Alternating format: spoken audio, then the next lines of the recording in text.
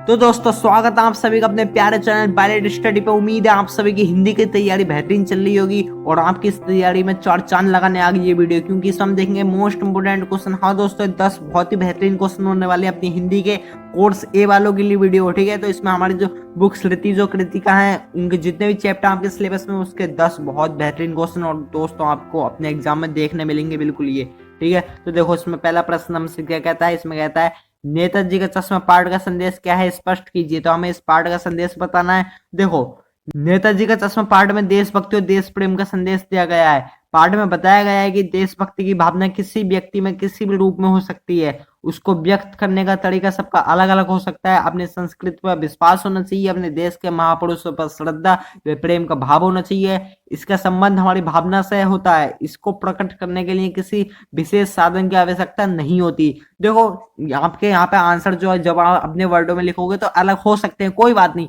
लेकिन जो इसका सार आना चाहिए वो क्या आना चाहिए कि इसमें मतलब जो पार्ट है इसमें हमें क्या संदेश दिया है, देशभक्ति और देश प्रेम का, ठीक है। चलो पहला प्रश्न हमारा हो जाता है। आप कुछ आंसर ऐसे लिख सकते हो इसका, ठीक है। चलो अब देखते हैं दूसरा इसमें क्या है। लेखक नवाब साहब के जबड़ों के स्फोट को देखकर क्या अनुभव कर रहे थे। अपने सामने खीरों को देखकर मुंह में पानी आने पर भी उन्होंने खीरे खाने के लिए नवाब साहब के अनुरोध को स्वीकार क्यों नहीं किया। तो हमें बताना है कि देखो हमें पता है ये हमारा चैप्टर जो लखनवी अंदाज है, इसमें जो नवाब साहब हैं वो खीरों को कितनी बारीकी से काटते हैं और जो है उन्हें जब खाने जाते हैं तो सिर्फ अपनी नाक तक ले जाते हैं और सूंघते हैं। तो ये सब देख के जो हमारा लेखक है ना, उसे मतलब जो वास्तविक स्थिति है वो समझ चुका था, वो जान चुका था कि ये जो उनकी झूठी शान है, मतलब ये सब जो उनकी झूठी शान है और वो उनकी असलियत को भाप चुका था। तो अब जब देखो जब नवाब साहब ने पहली बार में जो खीरा खाने का आग्रह किया ना लेखक को, तो वो मना कर चुका था, और जब उन्होंने दोबारा करा तो लेखक ने आत्म सम्मान के खातिर जो है इस अनुरोध को स्वीकारित नहीं किया, ठीक है। तो चलो ये वाला प्रश्न हो जाता है हमारा। प्रश्न 2 हमारा हो चुका है।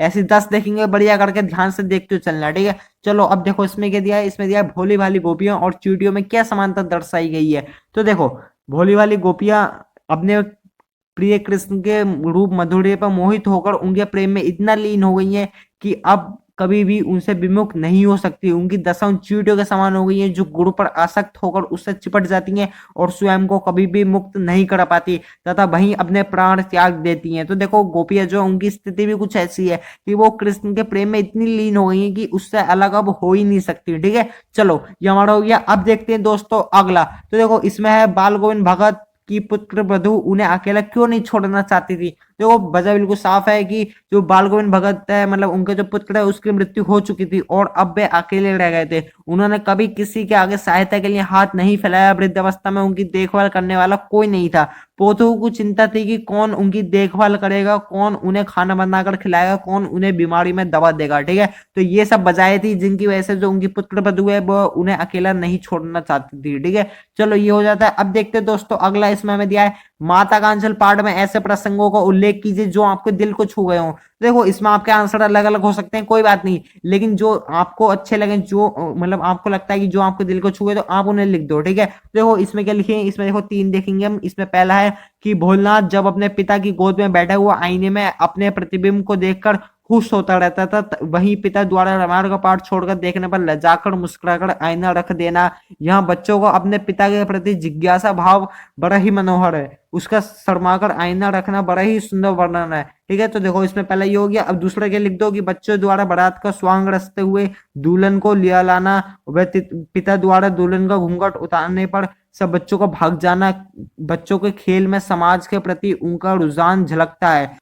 तो दूसरी ओर उनकी नाटकीयता, स्वांग और उनका बचपना, ठीक है। चलो तीसरा क्या दिया है, इसमें दिया है बच्चे का अपने पिता के साथ कुश्ती लड़ना, शिथिल होकर बच्चे के बल को बढ़ावा देना और पछाड़ कर गिर जाना, बच्चे का अपने पिता की मूंछ खींचना और पिता का इसमें प्रश्न होना बड़ा ही आनंदमयी प्रसंग है, ठीक है। चलो ये है। और देखो एक आप वो भी लिख सकते हो कि जब जो भोलेनाथ है वो चूहे के बिल मतलब चूहे का बिल समझकर उसमें पानी डालते हैं और जो उसमें सांप निकल आता है और वो कैसे भागकर जो है सीधा घर जाते हैं और अपने माता के आंचल में जाके बैठ जाते हैं, ठीक है। तो वो भी एक जो है हम कह सकते हैं दिल को छू जाने वाला इसमें जो है हम कह सकते हैं इसमें प्रसंग है, ठीक है। चलो ये हमारा क्वेश्चन था। इसमें हमसे क्या पूछा था, इसमें था कि माता का आंचल पाठ में ऐसे प्रसंगों को उल्लेख करना है जो हमारे दिल को छू गए, हमने बता दिए, ठीक है। चलो अब देखते हैं अपना प्रश्न 6। इसमें हमसे क्या कहता है।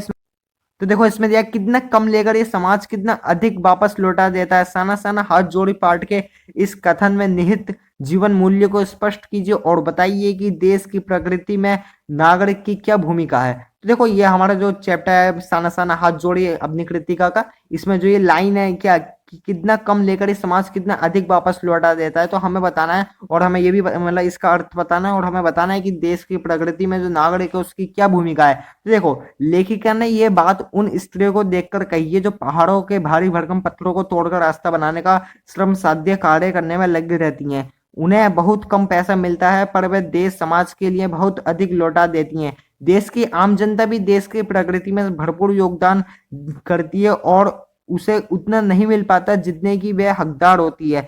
देश के श्रमिक और किसान भी देश की प्रगति के लिए अनेक प्रकार के कार्यों द्वारा अपना सहयोग देते हैं। और देखो आगे कंटिन्यू है क्या, यदि वह कार्य न करें तो देश प्रगति की राह पर आगे नहीं बढ़ सकता। इसके अलावा अन्य लोगों की बड़ी भूमिका है। देश की प्रगति में प्रत्येक नागरिक की अहम भूमिका है। वह अपने वेतन व सुख सुविधाओं की परवाह किए बिना देश की प्रगति के लिए अपना सहयोग देता है। देश के लिए किसान भी धूप सर्दी की परवाह किए बिना सबके लिए अन्न उगाकर सहयोग करते हैं। देश का फौजी भी वैज्ञानिक भी कम वेतन पर पूर्ण निष्ठा से सेवा कर प्रगति के नए रास्ते खोलता है। ठीक है, तो ये हमारा पूरा इसका उत्तर है क्या कि देखो इसमें हमसे पूछा था कि ये मतलब ये समाज जो है कितना कम लेकर कितना अधिक लौटा देता है। तो इसमें पहले बात तो ये कि जिक्र किसका हुआ है, उन स्त्रियों का जो मतलब जो भारी भरकम पत्थरों को तोड़कर उनसे रास्ता बना रही थी। ठीक है, और इसमें हमें बताना था कि जो देश के आम नागरिक है उसकी क्या भूमिका है देश की प्रगति में। ठीक है, हमने वो भी बता दिया। ठीक है, चलो ये इसका पूरा आंसर है, आप इसे देख लीजिए। तो चलेगा इस अब आते अगले पे 7th वाला। इसमें हमसे कहता है यह कुंभड़वतिया को नाही की उक्ति के द्वारा लक्ष्मण परशुराम से क्या कहना चाहते हैं। तो देखो इसका जो अर्थ है वो बिल्कुल सरल है क्या कि पंक्ति के अनुसार लक्ष्मण कहना चाहते हैं कि यहाँ कोई कुंभड़ का छोटा और कच्चा फल नहीं है जिसे तर्जनी उंगली दिखाकर मारा जा सके।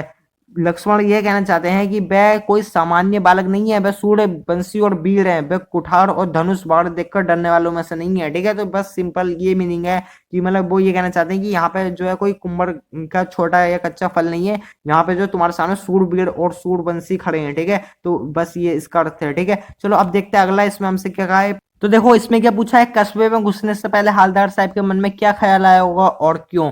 तो देखो इसका उत्तर क्या दिया है, कस्बे में घुसने से पहले उनके मन में ख्याल आया कि कस्बे की सबसे महत्वपूर्ण जगह पर सुभाष चंद्र बोस की मूर्ति विराजमान होगी परंतु सुभाष की आंखों पर चश्मा नहीं होगा। उनका ऐसा सोचने का कारण था कि मूर्ति बनाने वाला ड्राइंग मास्टर मतलब जो मूर्तिकार था वो चश्मा बनाना भूल गया और जो मूर्ति की आंखों पर चश्मा लगाने वाला कैप्टन था वो भी मर गया। तो अतः उन्हें मतलब ये उम्मीद थी कि अब जो है मूर्ति की आंखों पर चश्मा नहीं होगा। परंतु हम ये भी देखते हैं कि वो आगे जाके जो उनकी ये बात गलत होती है। क्यों? क्योंकि हम देखते हैं कि जो मूर्ति है उस पर सरकंडे का चश्मा लगा हुआ होता है जो कि बच्चों ने लगाया होता है। ठीक है, चलो दोस्तों ये हमारा इसमें था कि जो कस्बे में घुसने से पहले जो हवलदार साहब है उनके मन में क्या ख्याल आया। ठीक है, ये हमने इसमें देखा। चलो अब देखते हैं अपना 9वां और 10वां। और देखो इन क्वेश्चन की विशेषता ये है कि देखो ये जो क्वेश्चन है ना ये सभी अपने 2 मार्क्स वाले 4 मार्क्स वाले हैं। ठीक है, और ये जो अभी 9 10th वाले आपके सामने इसमें ये बहुविकल्पीय प्रश्न है जो कि आपसे पूछे जाएंगे आपके एग्जाम में। ठीक है, तो चलो ये भी देखते हैं। तो देखो इसमें पूछा है कि पाद्य पदों के आधार पर निम्नलिखित 2 बहुविकल्पीय प्रश्नों के सर्वाधिक उपयुक्त विकल्प चुनकर लिखिए। देखो पहले क्या है, अट नहीं रही कविता के अनुसार वन के वैभव में क्या कूट कूट कर भरा हुआ होता है। नदियां और झरने, मैदान और पहाड़, पेड़ और पौधे, शोभा और सौंदर्य। तो दोस्तों बिल्कुल सरल है क्या कि जो हमारा घ वाला है शोभा और सौंदर्य बिल्कुल सही होगा। ठीक है, तो चलो इसका आंसर देख लेते हैं। तो देखो ये वाला बिल्कुल सही है कि जो फाल्गुन मास में वन के वैभव में प्रकृति की शोभा और सौंदर्य कूट कूट कर भरा होता है। ठीक है, चलो अब देखते हैं अगला। इसमें दिया है आत्मकथा काव्य अनुसार सीवन को उघेरने का अर्थ क्या है। हृदय को चीर कर दिखाना, मन में छिपी पुरानी बातों को फिर से याद करना, दिल को ठेस पहुंचाना, ये दूध का दूध पानी का पानी कर देना। तो दोस्तों ये बिल्कुल सिंपल है, क्या होगा इसका बताओ जल्दी से। इसका होगा हमारा खा, क्या मन में छिपी पुरानी बातों को फिर से याद करना। ठीक है, तो देखो इसमें क्या दिया है, सीवन को घेरने का मतलब मन की गहराइयों में दबी हुई बातों को प्रकाशित करना। ठीक है, चलो ये हमारा हो जाता है। अब आते हैं दोस्तों अपने 10वें क्वेश्चन पे। तो देखो इसमें ना एक अनुच्छेद है और इस पे बेस्ड कुछ क्वेश्चन है वो हम देखेंगे। ठीक है, तो देखो इसमें क्या है कि अनुच्छेद को ध्यानपूर्वक पढ़कर निम्नलिखित प्रश्नों के उत्तर दीजिए। जैसा कि कहा जा चुका है मूर्ति संगमरमर की थी, टोपी की नोक से कोट के दूसरे बटन तक कोई 2 फुट ऊंची जिसे कहते हैं बस्ट और सुंदर थी। नेताजी सुंदर लग रहे थे, कुछ कुछ मासूम व कामसीन फौजी वर्दी में मूर्ति को देखते ही दिल्ली चलो तुम मुझे खून दो वगैरह याद आने लगे। इस दृष्टि से ये सफल और सराहनीय प्रयास था। केवल एक चीज की कसर थी जो देखते खटकती थी, नेताजी की आंखों पर चश्मा नहीं था। यानी चश्मा तो था लेकिन संगमरमर का नहीं था। ठीक है, यह हमें बताना है। अब देखो इसमें हमें क्या प्रश्न है, पहला इसमें पूछा है कि मूर्ति किस चीज से बनी थी। दोस्तों हमने अभी देखा किसकी, गवाला क्या, संगमरमर। ठीक है, देखो ये वाला बिल्कुल सही हो गया। अब देखते हैं दूसरा, इसमें दिया है टोपी की नोक से कोट के दूसरे बटन तक की ऊंचाई क्या थी, बताओ, 2 फीट। ठीक है, तो चलो इसमें 2 फीट हमारा सही हो गया। अब देखते हैं अगला, इसमें दिया है बस्ट किससे कहते हैं।